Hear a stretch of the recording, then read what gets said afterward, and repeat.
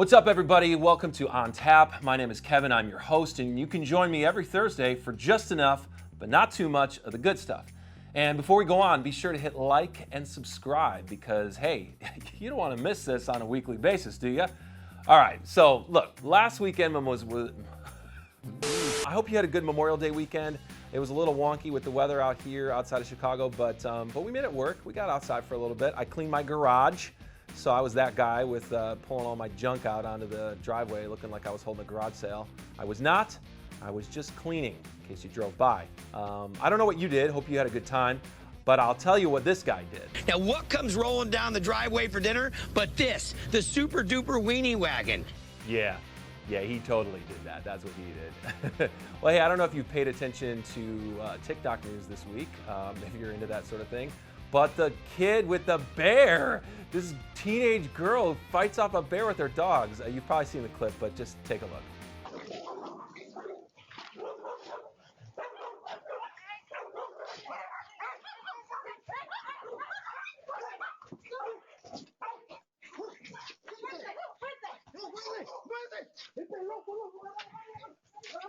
Okay, I love this clip. I love it because here's a few things that I noticed. Number one, I gotta say to the bear, these dogs are so tiny, they're not appetizing. Why would you try to eat these little dogs? Also, it kind of makes sense because these might be the only things that you can eat around because, you ate all the raccoons already. All that to say, here's what I want to do with this clip. I want to break it down a little bit for you. So, check this out.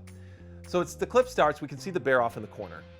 And the bear's coming up over the wall, and you're like, oh my gosh, this bear's gonna totally eat these dogs. And I'll be honest, when I first saw the clip, I was sort of excited about the bear getting the dogs. I know that's terrible. I know that it would be better if maybe there were cats out there and the bear ate the cats, but I was a little excited about the bear eating the little dogs. And then this girl comes out of nowhere and without hesitation throws herself towards this bear and just shoves it back over the wall, which was a savage move on the part of this girl, and I'm so proud of her. But I want to break down this part, okay?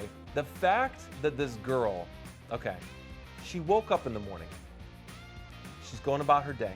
She's got a bowl of cereal. Maybe she ate some Fruit Loops. Who knows what she ate? Maybe she had some orange juice. Maybe she's like most kids. She didn't want to eat breakfast.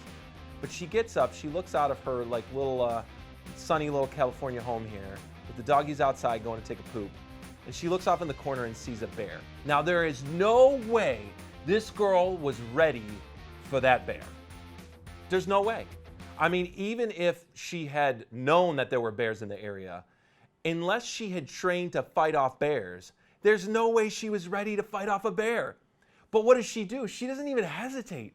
She sees this bear out, off screen. She sees the bear and she just goes running towards it and throws it over the wall. Now, there is something about that is so admirable and I think actually kind of interesting for us because I don't know about you, but I don't wake up in the morning expecting a bear to try to eat something I care about. Now, I don't have dogs. I have a bunny, and that's not like a dog. But we don't let them roam around the yard. I don't have anything in the yard I care about. But even if I did, I don't think I'd wake up in the morning prepared for a bear to come over the wall, come over my fence, and attack anything. Why? Because there's no bears around here. There's nothing I have to be afraid of like that. But I'm just saying, even if there was, you can't live like that. You can't wake up every day thinking there's going to be a bear that's going to come over the wall. So how is it that this girl is ready to push this bear off the wall? People are terrified of bears, of all kinds. The only person who really, really likes bears is this guy. Bears beats Battlestar Galactica, okay? We know that false black bear, the whole Dwight Schrute thing, he's into bears. The rest of us, we're not into bears like that. So we don't know about their habits, we don't know about their patterns, and we're not ready to fight them off. But there's something in this girl that says, you're not gonna mess with what I care the most about. You're not gonna do it. And without thinking, she goes, split-second decision. And I think about our lives, and I think about all the stuff that we get worked up about, all the stuff that we feel like we would wanna fight over and go to fisticuffs over. And I'm not sure it's always the things that we necessarily care the most about. It just might be really strong opinions that we have. Let me ask you this. Is there something in your life that you would fight a bear off to protect? Is there a person? Is there a loved one? Is there a close friend that if you knew that they were threatened, if you knew that their safety, their well-being was compromised, you would do anything for them? I'm sure there is. I got people, and I'm sure that if you thought about it for like a split second, you know there are people that you would charge the bear for and throw them off the wall. And you also know, let's be honest, the people that, you might just kind of slide the glass door closed and look the other way while the bear comes over the wall, because we all have those people in our lives. But for the people that we would do anything for, I guess I want to throw it out there. Like, we don't wake up one day ready to defend the things that we care the most about against the thing that threatens them the most by hoping that we'll be ready that day, or necessarily even by training. How did the girl get ready to fight the bear off the wall? She didn't do it by training to fight bears. There's no bear fighting classes. If they were, they're awesome, and sign me up for that. I would get my butt kicked by a bear.